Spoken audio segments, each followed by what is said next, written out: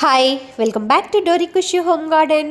మన టెర్రస్ పైన grow bag లో అయితే 8 రకాల పండ్ల చెట్లను అయితే మనం నాటేసినాం. ప్లాంట్స్ నాటిన తర్వాత అవి బలంగా చెట్టు పెరగాలంటే మొదటిగా తీసుకోవాల్సిన జాగ్రత్తలు ఏంటో తెలుసా? వాటికి ఆల్రెడీ ఏమైనా ఫ్లవర్స్ కానీ లేదా ఫ్రూట్స్ కానీ ఏమైనా ఉంటే కట్ చేసేయాలండి. మనం ఈ చెట్లని ఇప్పుడే నర్సరీ బ్యాగ్ నుంచి గ్రో బ్యాగ్లోకి మార్చాం కదా, ఆ వేర్లు అనేవి గ్రో బ్యాగ్లో ఉన్న సాయిల్లో సెట్ అవ్వాలంటే కొంచెం టైం పడుతుంది. కాబట్టి ఈ ఫ్లవర్స్ ఫ్రూట్స్ అలానే ఉన్నాయంటే మనం ఇచ్చిన పోషకాలన్నీ వాటికి వెళ్ళిపోతాయి.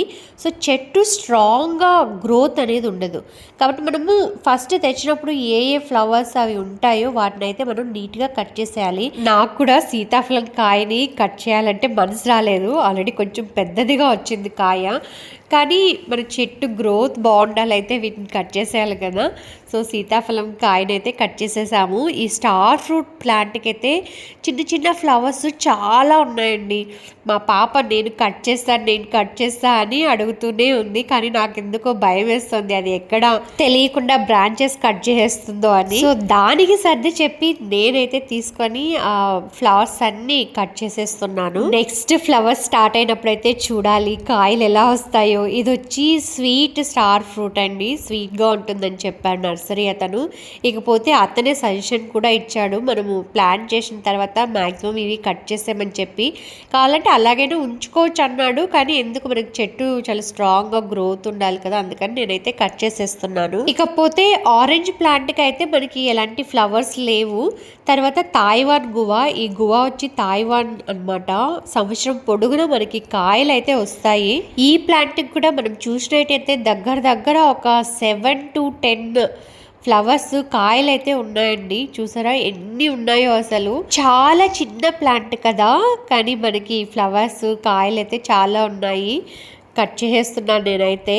మా పాప వదలలేదు, అట్లీస్ట్ నేను ఒక్కటన్నా కట్ చేస్తా మమ్మీ అని చెప్పి అడుగుతూనే ఉంది. సరే కట్ చేయవే అని లాస్ట్కి ఇచ్చాను. సో ఒక్కటైతే అది కట్ చేస్తుంది. ఇక పక్కనే మనకి వాటర్ యాపిల్ ప్లాంట్ కూడా ఉంది కదా. వాటర్ యాపిల్ ప్లాంట్ చిన్నదే కాబట్టి దానికి మనం ఫ్లవర్స్ అవి ఏం లేవు. సో వెయిట్ చేద్దాం అది ఫ్లవర్స్ ఇచ్చే వరకు. సో ఈ గువా అయితే మనకి చాలా ఉన్నాయి, చూసారా మా పాప చేతిలో చాలా ఉన్నాయి. మోస్ట్లీ అందరికీ జామకాయలు అంటే చాలా ఇష్టం ఉంటుంది కదండి. మా ఇంట్లో అయితే మేము ఎవ్రీ వీక్ జామకాయలు తెచ్చుకోవాల్సిందే, మా పిల్లలకి చాలా ఇష్టము. మరి మన ఈ తాయివాన్ గువా ఎప్పటికి కాయలు ఇస్తుందో చూద్దాము.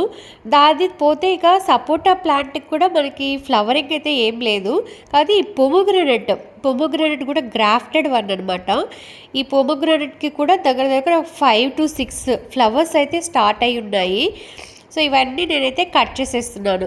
ఫ్లవర్సే కాదండి, ఇకపోతే అక్కడ ఎండిపోయిన చిన్న బ్రాంచెస్ ఉంటాయి కదా, సో ఆ ఎండిపోయిన బ్రాంచెస్ కూడా అయితే నేను కట్ చేసేస్తున్నాను. అవి కంప్లీట్ ఎండిపోయాయి కదా, సో దానివల్ల యూజ్ కూడా లేదు, మళ్ళీ న్యూ లీవ్స్ ఏవి రావు. కాబట్టి బాగా ఎండిపోయిన స్మాల్ బ్రాంచెస్ కూడా కట్ చేసేసాను నేనైతే. మీ గార్డెన్లో కూడా ఈ ప్లాంట్స్ ఉన్నాయా? ఉంటే మీరు ఫస్ట్ టైం ఈ ఫ్లవరింగ్ని ఏం చేశారు? కట్ చేసేసారా, అలా ఉంచేసారా? ఒకవేళ కట్ చేసేస్తుంటే మళ్ళీ ఎన్ని రోజులకి ఆ ఫ్రూట్స్ ఫ్లవర్స్ అనేటివి స్టార్ట్ అయ్యాయో అయితే మన కమెంట్లో పెట్టండి. నెక్స్ట్ ఏం చేయబోతున్నాను, ఈ ప్లాంట్స్కి ఎలాంటి కేర్ తీసుకోబోతున్నాను, ఇవన్నీ నేను మన ఛానల్లో అప్ టు డేట్ పోస్ట్ చేస్తూ ఉంటానండి. అలాగే 30 days గ్రోత్ ఎలా ఉంది, 30 days తర్వాత ఏం ఫెర్టిలైజర్ ఇచ్చాను, అన్ని విషయాలు మీతో పంచుకుంటూ ఉంటాను. సో ఈ వీడియో నచ్చినట్లయితే ప్లీజ్ లైక్ చేయండి. అలాగే మన డోరీ ఖుషి హోమ్ గార్డెన్ ఛానల్ అయితే సబ్స్క్రైబ్ చేసుకోండి. Thank you once again.